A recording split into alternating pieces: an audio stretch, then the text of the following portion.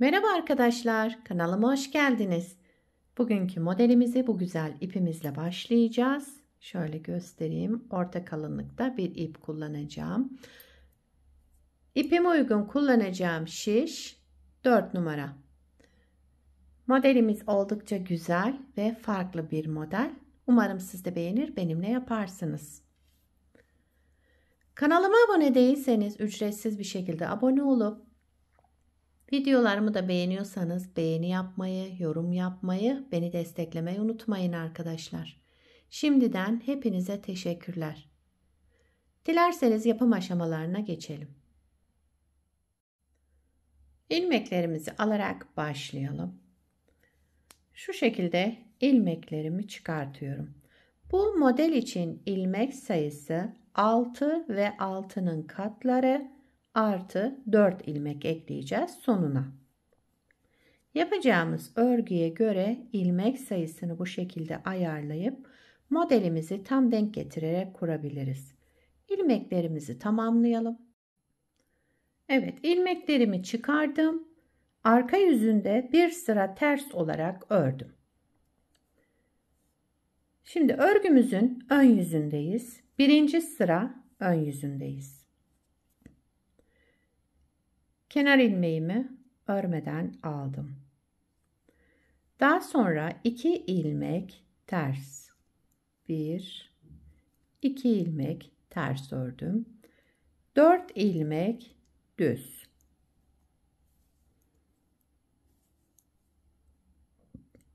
4 düz. Buraya kadar bir model. Tekrar 2 düz. Pardon, 2 ters, 4 düz.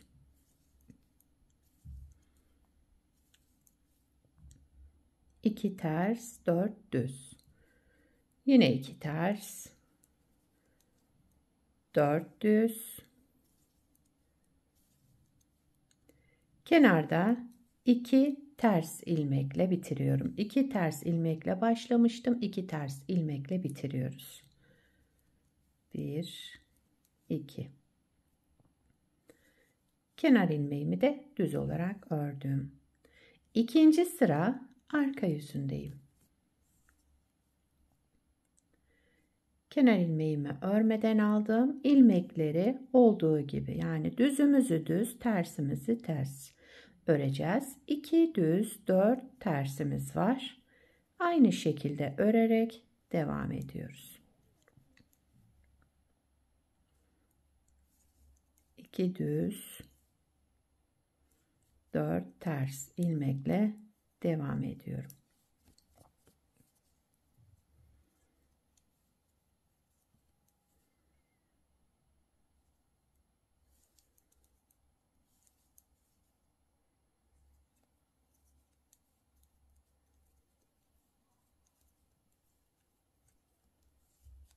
Evet, 2 düz ilmek, bir de kenar ilmeğimi ördüm, sıramı tamamladım.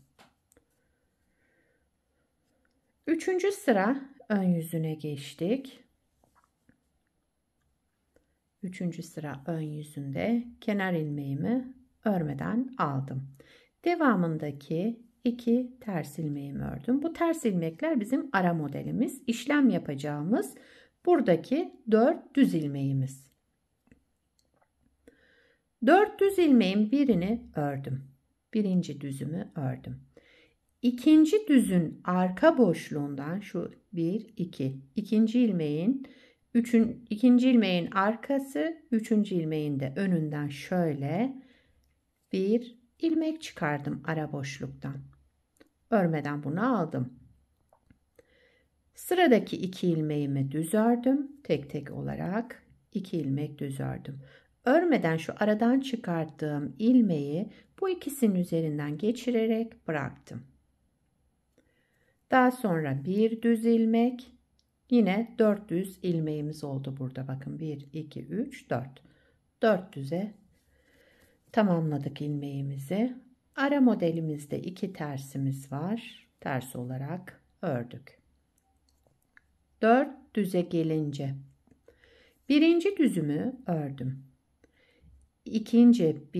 İkinci ara boşluktan Bir ilmek çıkardım, aldım. Daha sonra öndeki bu 2 ilmeğimi düz ördüm. Ve aradan çıkarttığım bu ilmeğimi üstünden geçirdim, bıraktım. Bu öndeki 2 ilmeğimin devamında kalan bir düz ilmeğimi de yine düz olarak ördüm. Aynı işlemleri tekrar ediyoruz. 2 ters, 4 düze gelince birinci düzümü önce düz olarak ördüm. Daha sonra ikinci ara boşluktan, bakın birden değil, ikinci ara boşluktan bir ilmek çıkardım, aldım ve sıradaki 2 ilmeğimi de düz örerek daha sonra aradan çıkardığım ilmeği de ikisinin üzerinden geçirdim, bıraktım ve sıradaki ilmeğimi düz olarak ördüm. Kaldı bu 2 ters ilmeğim. Bunları da yine ters olarak örüyorum. Kenar ilmeğimi ördüm.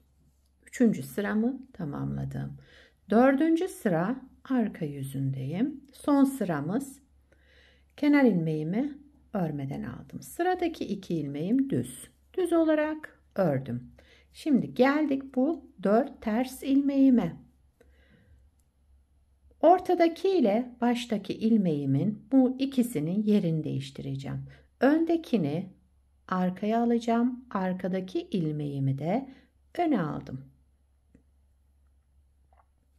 Ve bunları ters örüyorum. Yani tek tek 1, 2 ilmek ters ördüm. Aynı işlemi şimdi sola doğru yapacağım. Bakın. Baştaki ilmeğimi, birinci ilmeğimi arkaya aldım. Arkadakini öne aldım. Tam tersini yaptık diğer tarafta yaptığımızın. Bunları da ters olarak örüyorum. 1, 2 ilmek ters ördüm. Arada 2 düz ilmek. Geldik bu 4 ters ilmeğe. Ortadakileri dışa, dıştakileri içe alacağız. Bakın. Birinci ilmeğimi arkaya aldım. Arkadaki ilmeğimi de arka taraftan getirdim. Öne taktım. Ve ters olarak örelim. 1, 2 ilmek ters ördüm. Şimdi tam tersini yapıyorum. Birinci ilmeğimi, yani öndeki ilmeğimi arkaya, arkadaki ilmeğimi de öne taktım. Yine bunları ters ördüm. Toplamda 4 ters ilmeğim oldu. 1, 2 ilmek düz ördüm. Daha sonra yine bu 2 ilmeğimin yerlerini değiştiriyorum. Şu şekilde öndekini arkaya, arkadakini öne taktım ve bunları ters ördüm. Yani ikisini bir değil, tek tek alarak ters örüyoruz arkadaşlar. Daha sonra tam kalan 2 ilmeğimi tersini yapıyorum. Bakın.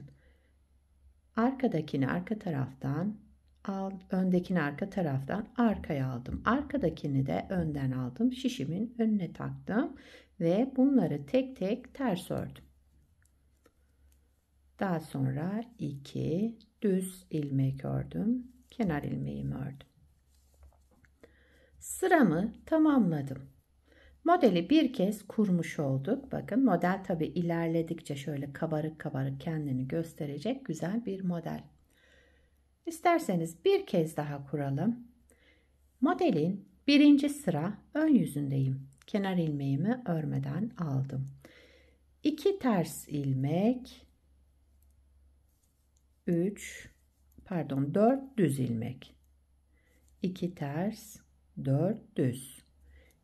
2 ters, 4 düz ilmek örerek devam ediyoruz. 2 ters, 4 düz. Sıramızı tamamlayalım. Birinci sıra ön yüzünde yapacağımız işlem bu arkadaşlar.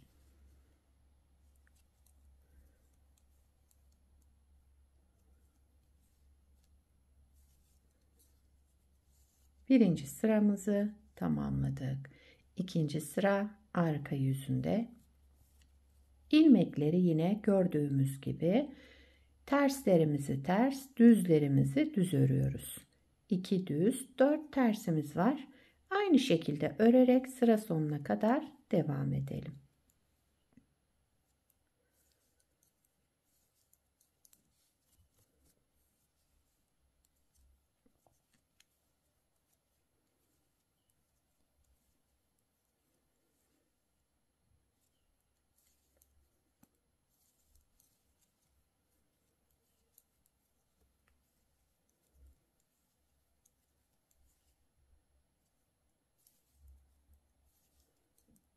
Kenar ilmeğimi de ördüm.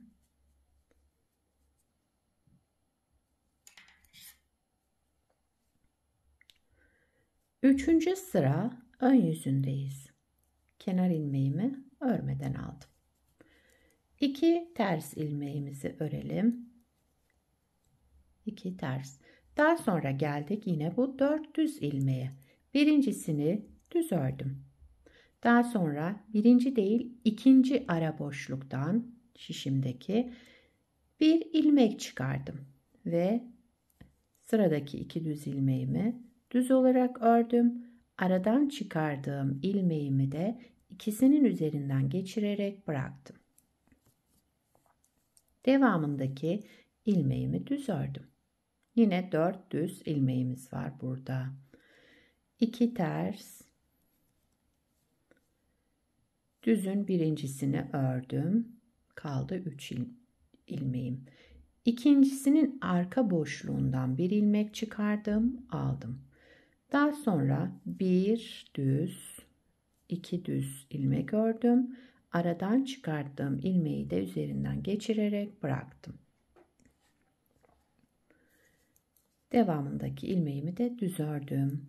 Aynı şekilde devam ediyoruz.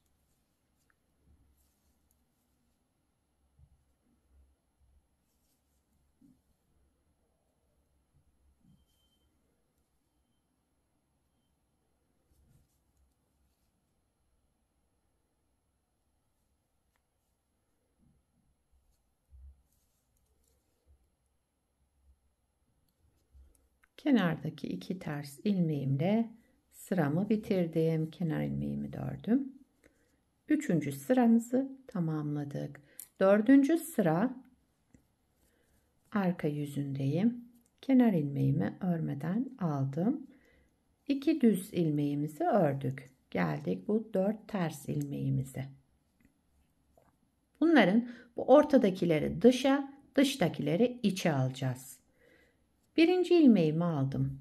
İkinci ilmeğimi de aldım. Bakın birinci ilmeğimi arkaya, arkadaki ilmeğimi de arkadan getirerek öne taktım. Bunları ters olarak örelim. 2 ilmek ters ördüm. Şimdi tam tersini yapıyoruz. Bakın ortadaki ilmeğimi arkaya, arkadakini öne getirdim. Bunları ters olarak örüyorum. Daha sonra 2 düzümüz. Yine geldik bu 4 terse. Bu ortadakileri dışa, dıştakileri içeriye çevireceğiz. Şöyle aldım. Arkadakini de öne getirdim. Arka taraftan aldım bakın. Daha sonra ilmeklerimi ikisini ters ördüm. Diğer 2 ilmeğe geldi sıra. Birinci ilmeğimi arka taraftan aldım. Arkadaki ilmeğimi de önden alarak tekrar sol şişime taktım ve ters olarak ördüm.